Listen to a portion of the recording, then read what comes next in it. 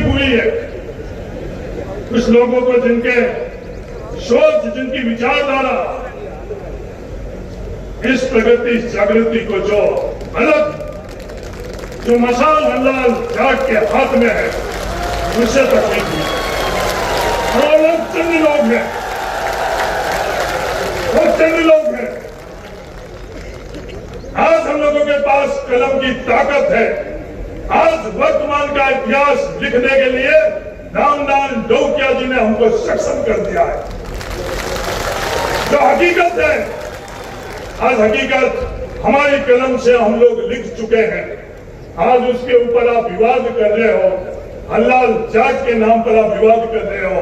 दुनिया आज अच्छी तरह से जान चुकी है कि हल्लाल जाट थे, उनकी सोच क्या थी, उनका योगदान क्या था, आज दुनिया जान चुकी है।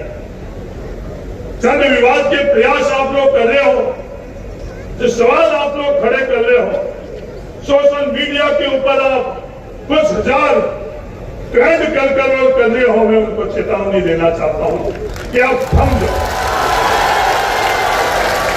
इस सच्चाई को, इस जागृति के मसाल को जो स्वर्गीय रामदान जी ढोकिया हमारे आदर्श है, उन्होंने वो शुरू किया है, उस लौ को, उस मिसाल को अगली पीढ़ी गंगाराम जी चौधरी, मदन कुमार जी, हेमाराम जी ने आगे बढ़ाया और उसकी अगली पीढ़ी हल्लाल जी जाट और उन्होंने आगे बढ़ाया। ये जो मसाल है, इस लौ को हम लोग बुझने नहीं देंगे। हम बुझ जाएंगे, हमारी पीढ़ी बुझ जाएगी, पर इस मिसाल को बुझने नहीं देंगे। आज हम मंजिल हासिल नहीं करी, आज हम लोगों ने उस मंजिल हासिल करने के लिए चंद कदम हम लोग सिर्फ आगे बढ़े। उस चंद आगे बढ़े हुए कदम के लिए लोगों को तकलीफ हो रही है।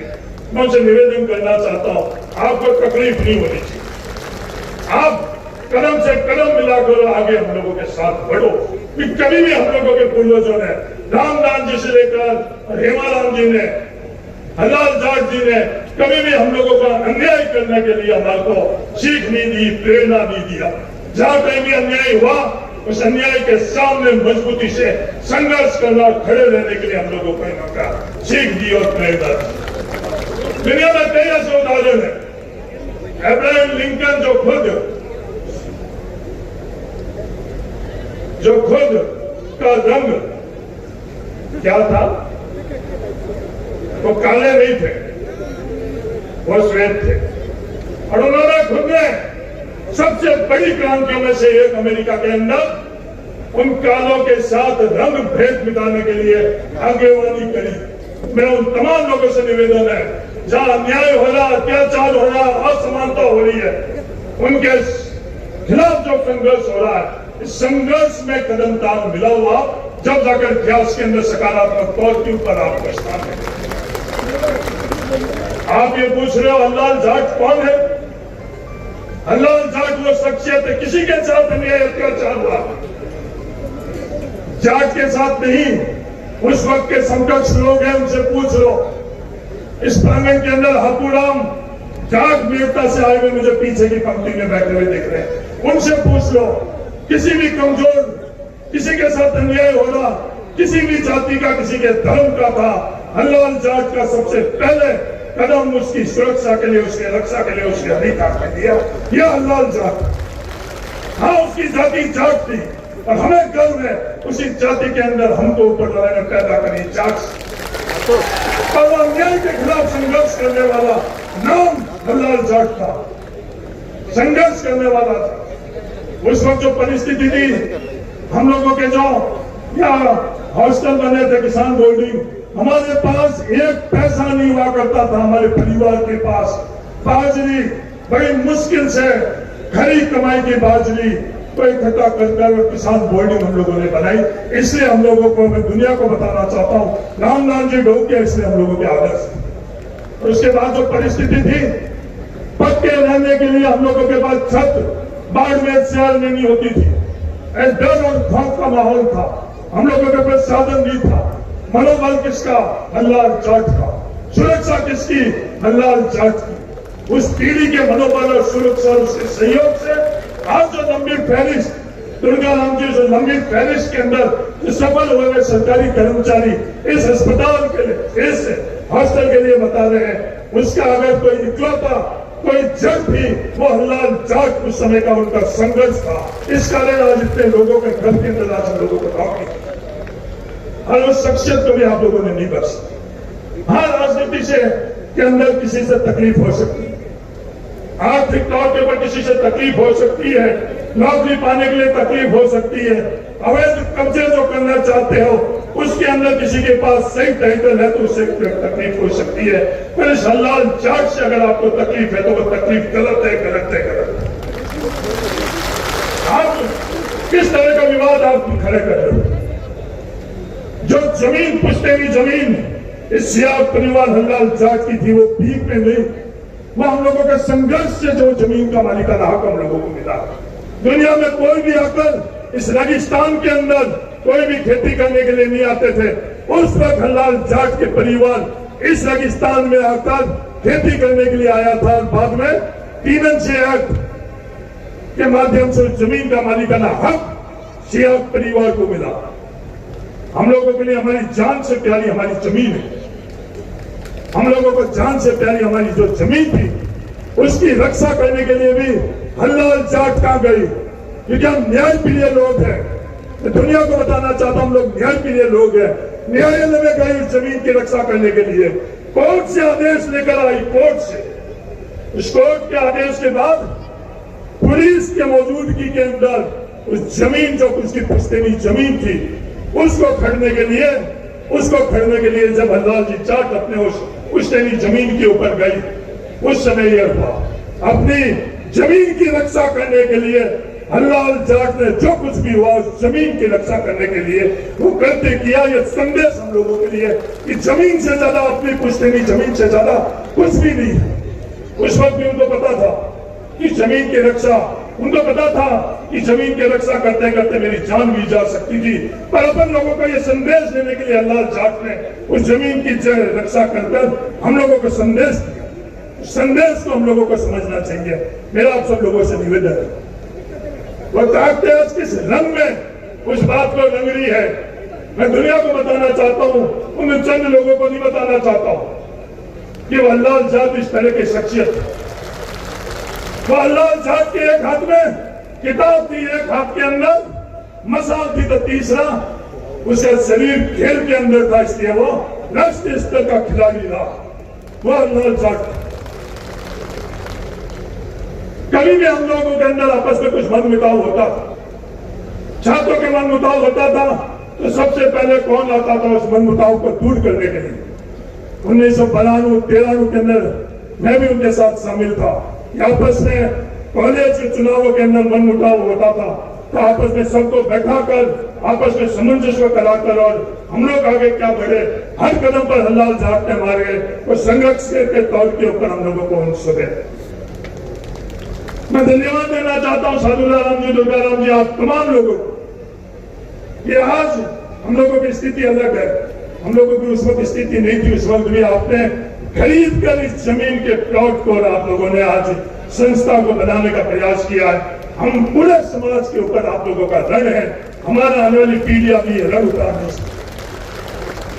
वो आपकी दूरगामी सोच आज बाड़मेर में किसी की हिम्मत नहीं है पास का जो प्लॉट नीलाम हो रहा उस नीलामी के अंदर वो प्लॉट खरीद सके और उससे कई गुना ज्यादा जमीन ये साधुला राम जी, दुर्गा राम जी, ऐलान जी, आप लोगों ने हम लोगों को उस समय दी, इसके लिए आप तमाम लोगों को धन्यवाद ही नहीं साधुला। दुर्गा में सोच का एक उदाहरण और देना चाहता हूं। आज हम लोगों को समझ में नहीं आ रहा इसके पीछे जो गली है वो गली आप लोगों ने छुटवाई साधुला राम जी।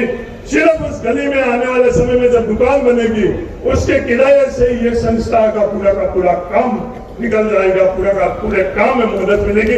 इस तरह की भविष्य की भी इन लोगों ने जो नीति रणनीति बनाई है उसके लिए तय दिल से आप लोगों को बहुत बहुत धन्यवाद। दुनिया हम लोगों के बीच में विवाद कर रही है, हम लोगों को विवाद में बदनाम कर रही है। उनका सिर्फ मकसद ये कि वो सच्चाई से लोगों के बीच में जगह नहीं ले सकते, वो न्याय से जगह नहीं ले सकते। वो अन्याय से, गलत हरकतों से, गलत दबाव से जो चीज कर रहे हैं, मैं उनसे निवेदन करना चाहता हूं, इस तरह से आप दबाव से किसी के साथ अन्याय नहीं कर सकते। जो दबाव से अन्याय करने का प्रयास बाड़मेर में कर रहे हो, ये दबाव से अन्याय का प्रयास बाड़मेर के लोग कभी भी बर्दाश्त और स्वीकार नहीं कर सकते। कोई भी घटनाक्रम होती है, उस घटनाक्रम के अंदर हर कोई ये बात करता है कि इसकी निष्पक्ष जांच हो जाए, और जांच में दूध का दूध, निष्पक्ष तौर पर पानी का पानी है, जो दोषी उसके खिलाफ कार्रवाई करनी चाहिए। पर आप लोग सिर्फ अपनी खुद की राजनीतिक ताकत बढ़ाने के लिए आप लोग विवाद करते हो। विवाद कर आप ऐसे फैसले कराते हो जो न्याय संगत नहीं है, जो कानून संगत नहीं है, जो तर्क संगत नहीं है। वैसे फैसले कराकर आप सिर्फ एक जाति को आप टारगेट करते हो। हम लोग अगर बचाव में आए तो आप लोग कहते हो ये जातिवाद है। आप लोग ये आरोप प्रत्यारोप लगाते हो कि ये जातिवाद है, कि उस अन्याय के सामने कोई खड़ा होगा, उनके साथ में खड़ा होगा, तो आज ये वातावरण बना रहे जातिवाद। हाँ, हम लोगों ने कहा कि आप न्यायिक जांच करवाओ। ये जब न्यायिक जांच की बात हुई, इससे पहले भी कई घटनाक्रम हुए।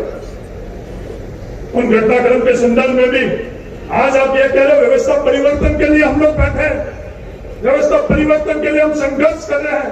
आओ, व्यवस्था परिवर्तन के लिए इस बॉर्डर के अंदर अगर सबसे पहले कोई है तो हमारा देश है, और देश विरोधी कोई कृत्य है, इस बॉर्डर के ऊपर कोई भी हथियार का व्यक्ति बनाना, हथियार रखना, इससे ज्यादा देश के लिए कोई गद्दारी नहीं।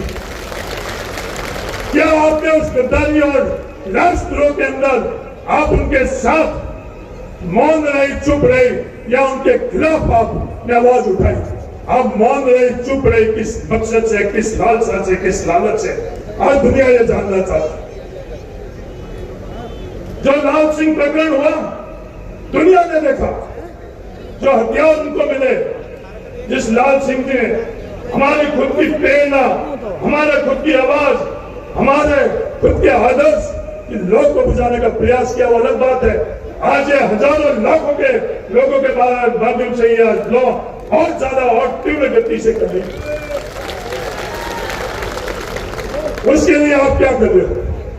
मैं धन्यवाद देना चाहता हूं पुलिस को कि उन्होंने पकड़ा। पकड़ने के बाद में आईजी जोधपुर ने ये बात करी, खुद ने इस बात को साबित करा कि इसकी फंडिंग हो रही है। ये मैं नहीं कह रहा हूं, वो फंडिंग हो रही है। पुलिस बहुत जल्दबाजी के अंदर हाथों हाथ बाड़मेर पुलिस और राजस्थान पुलिस के ट्विटर अकाउंट सकते हैं।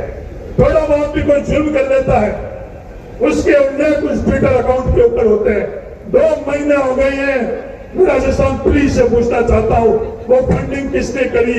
उसका इंतजार पूरे राजस्थान कर रहा, न्याय उसका इंतजार कर, उसका जवाब नहीं है। और पकड़ते ही जब पहला बयान लाल सिंह ने दिया, वो पहला बयान आप लोग सार्वजनिक करो, अपने आप दूध का दूध और पानी का पानी हो जाएगा, सच्चाई अपने आप सामने हो जाएगी कि किन लोगों के संरक्षण के कारण, किन लोगों की मदद के कारण, किन ताकतों के कारण हम सब लोगों के प्रेरणा स्रोत हरलाल जी हम लोगों के बीच में से उन ताकतों ने उठा दिया। इस बात के लोगों के पास जवाब नहीं। सिर्फ विवाद पैदा करना, विवाद पैदा करने का उन लोगों का मकसद क्या? बालोतरा के अंदर विवाद पैदा किया, उनके पास कोई आधार नहीं, उसके बावजूद विवाद पैदा क्या किया? किसी के साथ कोई भी घटनाक्रम घटित होता है, गलत तरह से सिर्फ हमारी जाति को बदनाम करने के लिए वो विवाद पैदा किया जाता है, वो पूरा घटनाक्रम किया जाता है, एफआईआर दर्ज करी जाती है, और जब व्यवस्था परिवर्तन के नाम पर अपने राजनीति करने वो जाकर वहां धरना देते हैं। आज 1 महीना हो गया है, राजस्थान पुलिस ने उसका खुलासा नहीं किया कि वो झूठ था। कानूनन तौर के ऊपर कोई भी इस तरह का कृत्य करता तो धारा ही उन धाराई को उन्होंने लगाया? नहीं लगाया। जिसने ये कृत्य किया उनके खिलाफ कार्रवाई हुई। जो धाराएं लगी हुई थी, चाहे वो 341 थी, 382 थी, 323 थी, उन धाराओं के अलावा उसके खिलाफ कोई काम किया या नहीं किया? क्या वो धाराएं लगी नहीं लगी? आनंद सागर के अंदर उन्होंने चार्जशीट दर्ज करा दी, उसके अंदर 324 जुड़ी या नहीं जुड़ी? नहीं जुड़ी। चयन तो लोगों ने किया, उन पर उल्लेख हुआ, नहीं हुआ, नहीं हुआ। आज ये बात कर रहे हैं अन्याय हुआ। आज जेल के अंदर किसी की मृत्यु हुई, अन्याय हुआ। हम सब लोग साथ में उसके से न्याय के लिए। पर इसी बाड़मेर के अंदर, जसोल के अंदर, रानी भटियानी ट्रस्ट के अंदर जो आयोजन हुआ, उसमें 15 लोग की मृत्यु हुई। उन 15 परिवारों के साथ अन्याय हुआ या नहीं हुआ? और उनका दोषी कौन?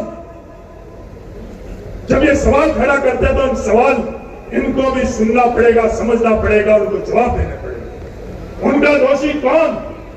रानी भटियानी ट्रस्ट के ऊपर, अवैध तौर के ऊपर जिन लोगों ने कब्जा किया हुआ है, वो लोग इसके दोषी हैं। क्या राजस्थान पुलिस ने उनको जिस तरह के, जिस आधार के ऊपर इस जेल के अंदर आपने किसी को अपराधी घोषित किया है, किसी के ऊपर आपने दोष बढ़ा है, तो वह कौन अपराधी है, वह कौन दोषी है? लगातार ये बात और कोई नहीं, उनके परिवार के हिमांशु सिंह जसोल खुद, श्याम सिंह मेवानगर खुद ये बात कर रहे हैं, पर कोई भी सुन नहीं रहा। उन मृतकों के जो 15 मृतक थे, हर जाति के लोग थे, खत्री थे, मारी थे, प्रजापति थे, हर जाति के लोग थे। कोई किसी ने जाकर उनकी आर्थिक मदद करी? किसी ने जाकर उनकी आर्थिक मदद नहीं करी, एक पैसे की आर्थिक मदद नहीं करी। उस ट्रस्ट की गलती के कारण वो कृत्य होगा। और खुद के लिए, खुद के परिवार के लिए वो लोग जो अध्यक्ष बने हुए हैं, वो महीने के अंदर तनख्वाह ले रहे हैं, लाखों रुपए। गाड़ी है उन लोगों की, अखबारों में बड़े बड़े इतिहास उन लोगों के खुद के फोन पे लगाई थी, बड़े बड़े होल्डिंग उन लोगों के, करोड़ों रुपए जो आस्था के रूप में जो हम लोगों के इकट्ठे में हुए हैं, उन 15 परिवारों को 1 रुपया भी उनका नहीं देना और अपने खुद के महिमा मंडल के लिए, अपने खुद के लिए करोड़ों रुपए खर्च करना। इस बात का कौन जवाब देगा? जो व्यवस्था परिवर्तन करने की बात करे, आओ आज ही चलकर उस व्यवस्था परिवर्तन के लिए अपन कंधे से कंधे मिलाकर और संघर्ष कर। ये नहीं आएंगे, ये कमजोर लोग हैं, ये डरपोक लोग हैं। इन लोगों का लक्ष्य कुछ और है। इन लोगों को सिर्फ विवाद करवाना है। ये विवाद का स्तर, निराधार विवादों का स्तर आप सब लोगों ने यह महसूस किया होगा। इन्होंने किस तरह का कुप्रचार किया कि ओबीसी का आरक्षण का सिर्फ एक जाति विशेष फायदा उठा ली। यह कुप्रचार इन्होंने ढाई में जाकर इन लोगों ने किया और सच्चाई उससे परे। मैं उनको चुनौती देना चाहता हूं, किसी भी नौकरी के अंदर, ओबीसी वर्ग के अंदर जो सफल हम लोगों के परिवार के विद्यार्थी हुए, किसी की भी सूची आप उठाकर देख लो, किसी एक जाति में नहीं, सभी की हिस्सेदारी और भागीदारी रही है। आप ये झूठ, आप ये कुप्रचार इन लोगों के बीच में नहीं करो। आज आवश्यकता है, ओबीसी के साथ अन्याय हो रहा है। जब ओबीसी के आरक्षण 21% के लिए अन्याय हो रहा था, कभी भी आप लोग शामिल हुए? आज हम लोगों के साथ अन्याय हो रहा है। आरएस के अंदर जो रिजल्ट निकला है, मध्य प्रदेश हाई कोर्ट ने जो फैसला दे दिया, उसके बावजूद भी राजस्थान के अंदर उस फैसले को कोई लागू नहीं हो जाए, इस सोच से जल्दबाजी के अंदर ईडब्ल्यूएस का ओबीसी के अंदर उस लिस्ट के अंदर शामिल होना, उसके कारण ओबीसी, उन लोगों को कहना चाहता हूं, सिर्फ जाट नहीं है उसमें, जो भी शामिल होगा उसमें जाट नहीं है। तो वोटों के वक्त तो आप तो बहुत प्यारे थे, आज उनका वक्त आया, आप कदम से कदम मिलाकर, कंधे से कदम मिलाकर हम लोग संघर्ष करने के लिए यहाँ से निकलते हैं बाढ़ में से। जब आप हमारे साथ में आओ, वो नहीं आएंगे क्योंकि उन लोगों के वोट प्यारे हैं, उन लोगों का हक और अधिकार प्यारा नहीं। ओबीसी पिछड़े प्यारे नहीं है, पिछड़ों में विवाद कर कुछ पिछड़ों का साथ प्यारा है उन लोगों को। मैं अंत के अंदर